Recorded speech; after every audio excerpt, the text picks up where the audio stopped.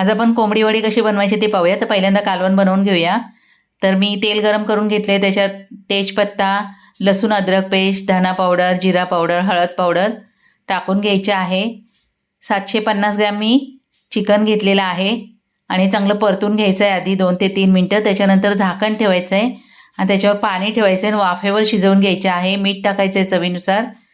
आता याच्यामध्ये टाकायचा आहे मसाला, आवडीनुसार टाका। चांगलं परत मसाला शिजवून घ्यायचा आहे।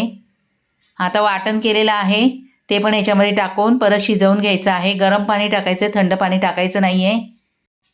आता याच्यामध्ये गरम मसाला टाकायचा आणि चांगलं शिजवून द्यायचं आहे 10 ते 15 मिनटं। वड्याचं पीठ तयार केलेलं आहे, त्याचे वडे थापून घ्यायचे आहेत, तेलावर थापायचे आहेत। गोल्डन कलर येईपर्यंत चांगले तळून घ्यायचे आहेत। कोंबडी वड्याचा पूर्ण व्हिडिओ मी अपलोड केलेला आहे, आपण पाटील रसोई जाऊन पाहू शकता।